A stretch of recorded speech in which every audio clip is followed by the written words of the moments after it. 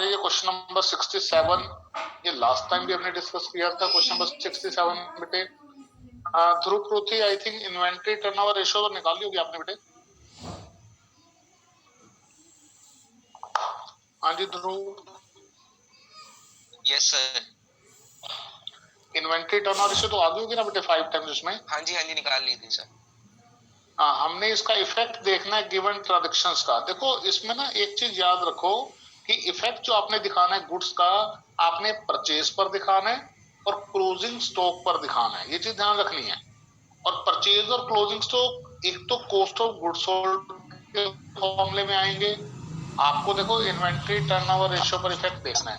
Component है हमारे cost of revenue from operation, इसमें और क्लोजिंग स्टॉक भी है। मामले में परचेज प्लस हो रही है और क्लोजिंग स्टॉक माइनस हो रही है, तो इन दोनों पर इफेक्ट दिखाओगे आप। और उसके बाद जब एवरेज इन्वेंट्री निकालने लगोगे तो क्लोजिंग स्टॉक पर इफेक्ट आएगा, उसके बाद फिर एवरेज इन्वेंट्री पर भी इफेक्ट आएगा। जैसे वेरी फर्स्ट है इसमें, बेटे म्यूट रखो अपने आप को। गुड्स परचेज फॉर रुपीज 40,000, अगर इसमें दिया हुआ है गुड्स परचेज फॉर रुपीज 40,000, तो इसका इफेक्ट देखो, जब आप गुड्स परचेज करेंगे तो पहला तो इफेक्ट आएगा क्लोजिंग इन्वेंट्री पर। बेटे म्यूट रखो अपने आप को, कौन अनम्यूट है ये?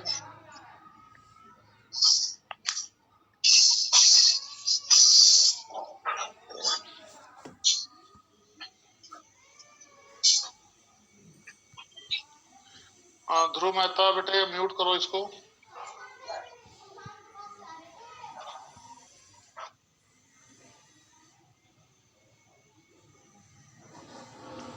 हाँ जी, तो मैं बात कर रहा था कि इफेक्ट जो आपको देखना है, जैसे हमने गुड्स परचेज किया फॉर रुपीज 40,000, क्लोजिंग इन्वेंट्री पर तो इसका इफेक्ट आएगा ही आएगा बेटे, क्योंकि जो भी आप ड्यूरिंग द ईयर परचेज करते हैं it will increase our closing inventory. तो एक तो इफेक्ट आप इसमें क्लोजिंग इन्वेंट्री में 40 प्लस करके एवरेज इन्वेंट्री फिर से निकालोगे तो एवरेज इन्वेंट्री की वैल्यू इंक्रीज हो जाएगी।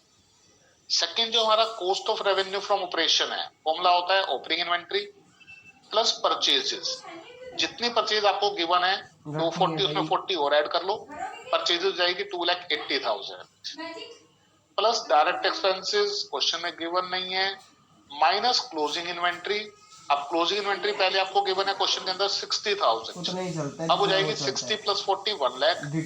लेकिन इस चीज का cost of revenue from operation पर इफेक्ट नहीं आ रहा। रीजन, आपने प्लस करते समय 40 प्लस किया और माइनस करते समय भी 40 प्लस होकर माइनस हो रहा है, तो दैट मींस आपकी cost of revenue from operation तो एज इट इज रह गई, अनअफेक्टेड रह गई, लेकिन आपकी एवरेज इन्वेंट्री इंक्रीज हो रही है।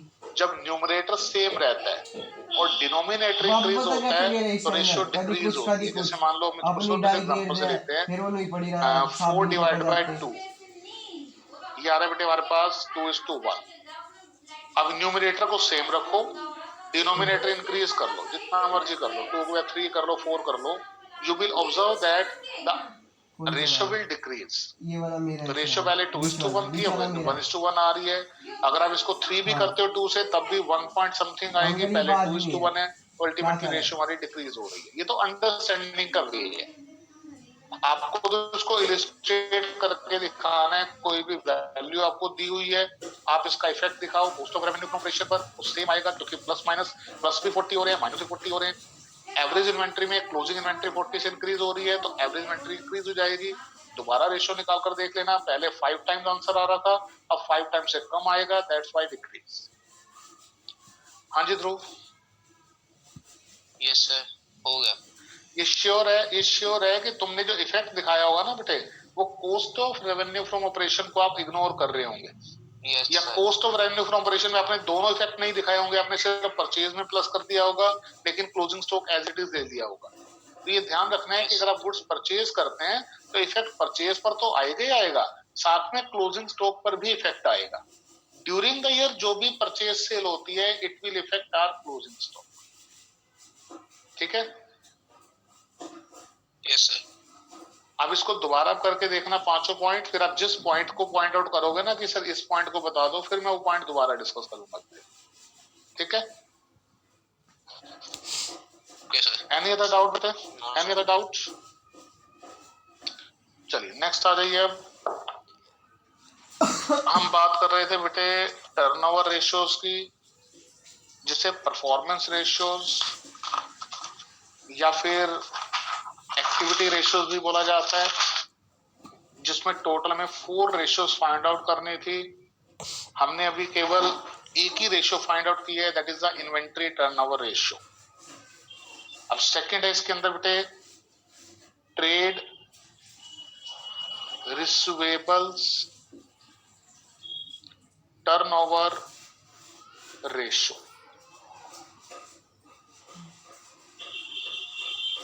पहली बात तो ट्रेड रिसीवेबल्स क्या होते हैं बेटे? ट्रेड रिसीवेबल ये ये आपको मालूम होना हमारे चाहिए। ऐसा 11th करते का हैं कंसेप्ट है जब हमारा। हमारे डेटर अकाउंट या फिर वो रिसीवेबल्स या होते हैं। ट्रेड रिसीवेबल्स एक ही बात होती है, और ये होते हैं बेटे डेटर्स प्लस बिल्स रिसीवेबल्स। हाँ ठीक है। डेटर्स प्लस बिल्स रिसीवेबल इन्हें ट्रेड रिसीवेबल्स या अकाउंट रिसीवेबल्स बोला जाता है। और डेटर्स और बिल्स रिसीवेबल्स अराइज होते हैं in the transaction of credit sale. जब हम क्रेडिट में सेल करते हैं तो उस केस में हमारे डेटर्स अराइज होते हैं। जब हम डेटर से एक रिटर्न एविडेंस ले लेते हैं, उनकी एक्सेप्टेंस ले लेते हैं, तो उससे बीआर अराइज होते हैं। दैट मींस डेटर्स और बीआर जो अराइज होंगे वो क्रेडिट सेल की ट्रांजैक्शन में अराइज होंगे। That's why formula for the calculation of trade receivables turnover ratio is net credit cell. और मैंने आपको कहा था कि लिखते समय सेल की जगह रिप्लेस करना रेवेन्यू फ्रॉम ऑपरेशन को, तो net credit RFO sale means revenue from operation divide by average inventory और trade receivable. Trade receivables. Opening trade ये फॉर्मूला होता है रिसीवेबल, बेटे ट्रेड रिसीवेबल्स टर्नओवर रेशियो का। Trade receivable. अब यहाँ पर हमें 2 कंपोनेंट रिक्वायर्ड हैं, नेट क्रेडिट सेल्स और एवरेज ट्रेड रिसीवेबल्स। और मैंने आपको पहले कहा था कि एवरेज किसी का भी फाइंड आउट करना हो आपको अकाउंटिंग रेशियो में, फॉर्मूला सेम रहेगा, opening plus closing divide by 2। अब आपको यहाँ पर average trade receivables find out करने हैं। फॉर्मूला रहेगा opening trade receivables plus closing trade receivables divide by 2। अगर आपको डेटर्स और बिल्स रिसीवेबल्स गिवन होंगे तो opening debtors plus closing debtors divide by 2, ये एवरेज डेटर्स आ जाएंगे। बिल्स रिसीवेबल के केस में same, opening bill receivable plus closing bill receivable divide by 2, ये एवरेज बिल रिसीवेबल आ जाएंगे। आप दोनों को ऐड कर लेंगे, ये हमारा एवरेज ट्रेड रिसीवेबल्स आ जाएगा। आई थिंक मुझे लिखने की रिक्वायरमेंट नहीं होनी चाहिए कि एवरेज का formula opening plus closing divide by 2 होता है। एक चीज यहां पर ध्यान रखनी है,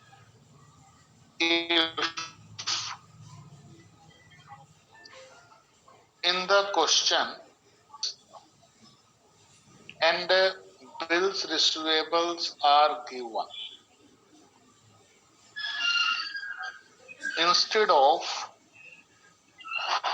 its opening and closing balance, अब देखो हमें एवरेज चाहिए। हमें ओपनिंग क्लोजिंग डेटर देगा तो हम फॉर्मूला लगाकर एवरेज डेटर निकाल लेंगे। हमें ओपनिंग क्लोजिंग बीआर देगा तो हम फॉर्मूला लगाकर एवरेज बीआर निकाल लेंगे। जो हमारे एवरेज डेटर्स और एवरेज बीआर आएंगे उन दोनों को प्लस कर लेंगे, तो हमारा एवरेज ट्रेड रिसीवेबल आ जाएगा। लेकिन कई बार आप ऑब्जर्व करेंगे कि क्वेश्चन में आपको ओपनिंग और क्लोजिंग डेटर और बीआर गिवन नहीं है, आपको केवल गिवन है debtors and BR. In this case then it will be treated as average। इस केस में आप इसे एवरेज ही ट्रीट करेंगे। That means given debtors is equal to average debtors. इसी तरह से given BR is equal to average bills receivables, और आप डायरेक्ट इन दोनों को प्लस कर लेंगे, it will be treated as average trade receivables. Once again हम बात कर रहे हैं बेटे ट्रेड रिसीवेबल्स टर्नओवर रेशियो की। ट्रेड रिसीवेबल मीन्स होता है डेटर्स प्लस बिल्स रिसीवेबल, दोनों अराइज होते हैं in the transaction of credit sales, इसलिए फॉर्मूला है हमारा net credit sale, that means net credit revenue from operation divide by average trade receivable.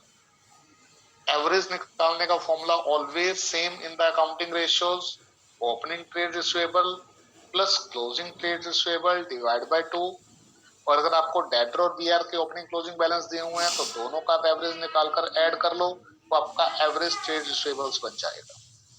हमने बात की है कि if in the question debtors and BR are given instead of its opening and closing balance, कि आपको opening debtor, closing debtor, opening BR, closing BR given नहीं है, आपको केवल डेटर गिवन है और केवल बीआर गिवन है, तो इस केस में given debtors will be treated as average debtors and given BR will be treated as average B R.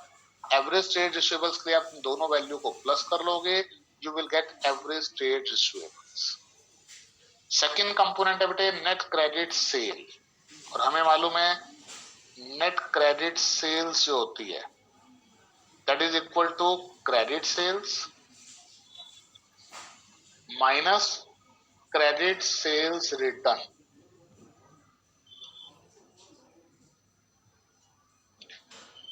अब देखो मैं बोलते समय सेल बोलता हूं, लिखते समय मैं आरएफओ लिखता हूं। हमें मालूम है नेट क्रेडिट सेल का मतलब होता है credit sale minus credit sales return, हमारी नेट क्रेडिट सेल बन जाएगी, और credit sale means credit RFO और credit sales return means credit RFO return. अब यहां पर आपको एक और ध्यान रखना है कि जो टोटल सेल होती है, total sale is equal to cash sales plus credit sales. मुझे पता ही है सर। आपको ऑलरेडी मालूम है ये, आपको इन दोनों की भी, ये इक्वेशन की भी हेल्प लेनी पड़ेगी। कई बार क्या होगा कि हमें क्रेडिट सेल चाहिए होगी, आपको वो कैश सेल्स दे देगा और परसेंटेज दे देगा क्रेडिट सेल पर, ठीक है, और हमें क्रेडिट सेल कैलकुलेट करनी है तो ये इक्वेशन लगानी पड़ेगी उस तरह से एक्स एज्यूम करके, और इस इक्वेशन की हेल्प से आप क्रेडिट रेवेन्यू फ्रॉम ऑपरेशन निकाल पाओगे। जब क्वेश्चन देखोगे तो क्लियर होगा आपको कैसे करना है। ठीक है बेटे, ये थी हमारी ट्रेड रिसीवेबल टर्नओवर रेशियो, दोनों कंपोनेंट आ गए हमारे पास। जैसे हम इन्वेंट्री टर्नओवर रेशियो से रिलेटेड एक रेशियो फाइंड आउट करते हैं एवरेज एज ऑफ इन्वेंट्री, वैसे ही ट्रेड रिसीवेबल टर्नओवर रेशियो से रिलेटेड एक रेशियो होती है एवरेज कलेक्शन पीरियड, जिसे कि एवरेज कलेक्शन पीरियड बोला जाता है बेटे, कि ऑन एन एवरेज हमारे बिजनेस में कलेक्शन पीरियड कितना चल रहा है, हम कितने टाइम में अपने डेटर्स और बिल्स रिसीवेबल्स को कैश में कन्वर्ट कर लेते हैं, इसे एवरेज कलेक्शन पीरियड बोला जाता है। Just like average age of inventory, इसकी भी कैलकुलेशन की जाती है इन डेज, वीक्स और इन मंथ्स। आप इसकी calculation in days, in weeks और इन मंथ्स कर सकते हैं, फॉर्मूला सेम रहेगा।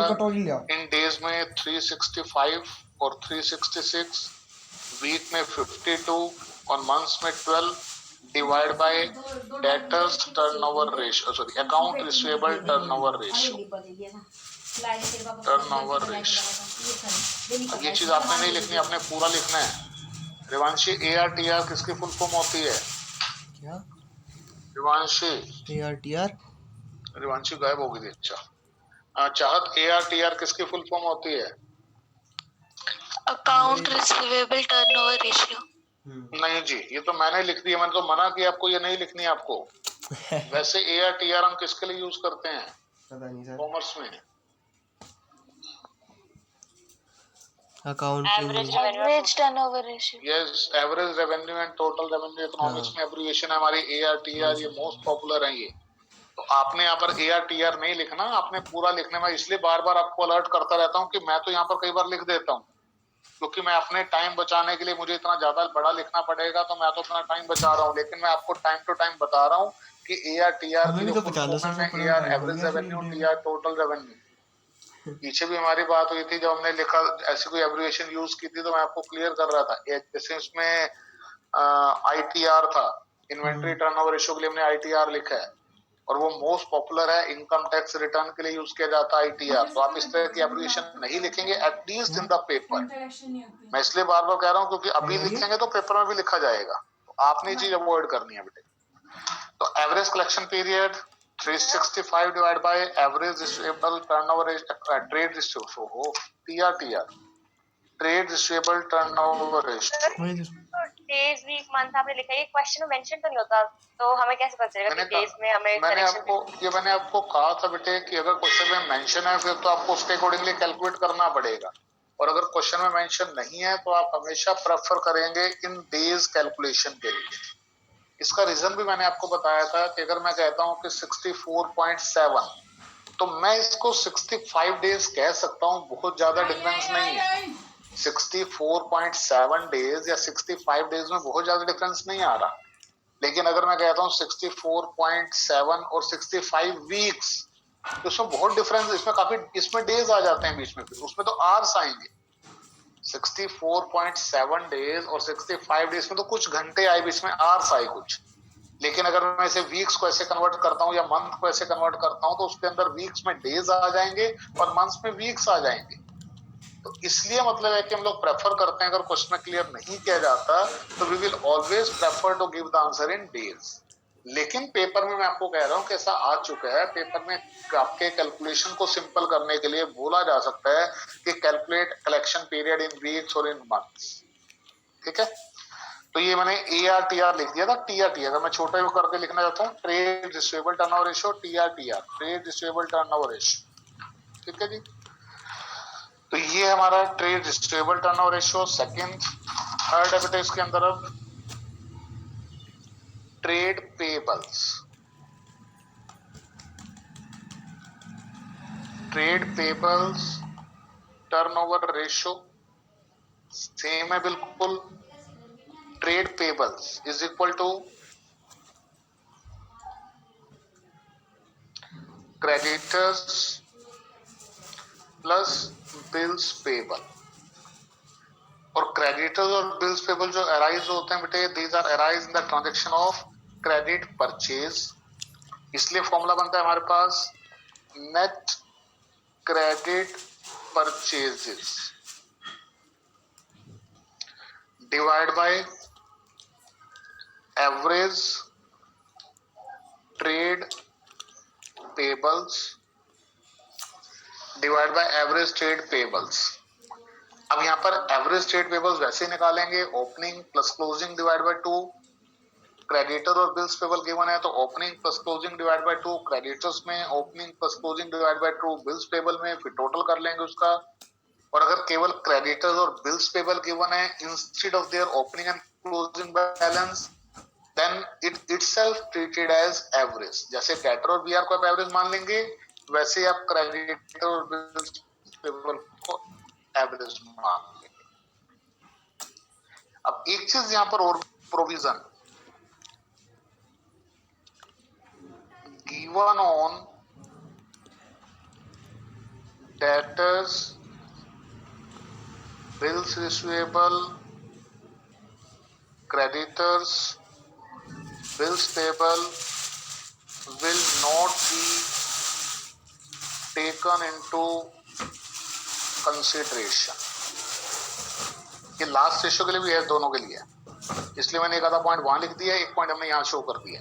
अगर आपको किसी भी तरह का कोई भी प्रोविजन दिया हुआ है, like provision for doubtful debts debtor के केस में, provision for discount on creditors creditors के केस में, ऐसे बीआर और बीपी के ऊपर कोई प्रोविजन दिया हुआ है, that provision will not be taken into consideration while calculation of average trade receivable and average trade payables turnover ratio. ठीक है, सेकंड मुझे यहाँ पर एक नेट क्रेडिट परचेज की आई थिंक अब आप क्लियर बता सकते हैं बेटे कि net credit purchases is equal to, पापा को कपड़े रखने होते हैं इस वजह से, credit purchase minus credit purchase return. और जो क्रेडिट परचेज होती है उसके लिए आपको ध्यान रखना है कि total purchases is equal to cash purchases plus credit purchase. कौन सी बस रहेगी? फॉर्मूले ध्यान रखिए, जैसे जैसे इन्फॉर्मेशन आएगी फॉर्मूला अप्लाई करिए, थोड़ा सा मेंटल एक्सरसाइज में रहिए, माइंड यूज करिए, और जैसे आपको क्वेश्चन जैसे भी लगता है सॉल्व किया जा सकता है उसे सॉल्व कर दीजिए। प्रॉब्लम आएंगे तो मुझे बताएंगे आप, फिर मैं डिस्कस करूंगा कि क्वेश्चन कैसे सॉल्व करना है comfortably in an easy way. मेरे पास सारी जैसे हमने बात की है एवरेज अभी मैं कलेक्शन पीरियड, क्लास लगी है वैसे मेरी। ट्रेड पेबल टर्नओवर रेशियो से रिलेटेड होता है बेटे एवरेज पेमेंट पीरियड, अभी लगेगा 15-20 मिनट। कि ऑन एन एवरेज हम लोग कितने टाइम में अपने क्रेडिटर्स और बिल्स पेबल की पेमेंट करते हैं। कैलकुलेशन का way same, in days, in weeks और इन मंथ्स। डेज के केस में 365, 52 and 12 divide by trade payable turnover ratio, trade payable turnover ratio, trade payable turnover ratio. ये हमारा एवरेज पेमेंट पीरियड आ जाएगा। ये रिलेटेड रेशियो है, जब भी आएगी उसके साथ ही आएगी आपकी account receivable turnover, trade receivable turnover ratio से रिलेटेड एवरेज कलेक्शन पीरियड और ट्रेड पेबल टर्नओवर रेशियो से रिलेटेड एवरेज पेमेंट पीरियड। बता सकते हैं कि दोनों में से कौन पीरियड ज्यादा बेटर होता है, कौन सा पीरियड बेटर होता है? Surana, collection period, average payment period में से कौन सा कम हमारे लिए बेटर रहता है और कौन सा ज्यादा हमारे लिए बेटर रहता है बेटे? पेमेंट वाला बेटर नहीं रहता सर। क्या चीज पूरा बोलो? पेमेंट वाला बेटर नहीं रहता, कलेक्शन वाला कम बेटर बेटर होता है, ज्यादा बेटर होता है?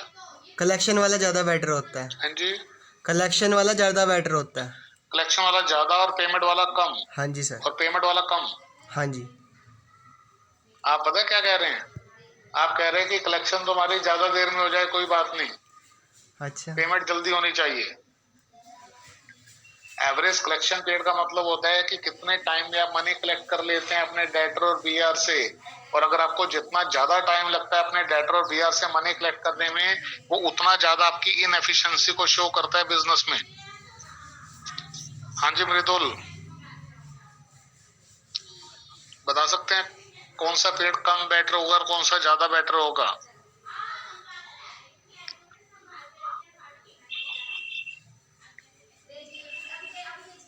रिवांशी,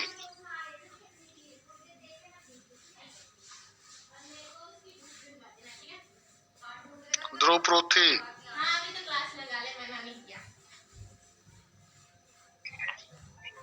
सर जो हरीश ने बोला उससे उल्टा होना चाहिए कि उससे हमें होना चाहिए। सही है भाई। पेमेंट थोड़ी लेट हो जाए कोई दिक्कत नहीं, मतलब सही। जो हरीश ने कलेक्शन जल्दी होनी चाहिए, कलेक्शन जल्दी होनी चाहिए। ध्रुव मेहता, ध्रुव मेहता, सर कलेक्शन और पेमेंट दोनों मतलब सेम पीरियड में होने चाहिए। सेम पीरियड में मतलब सेम पीरियड में, ज्यादा पीरियड में या कम पीरियड में?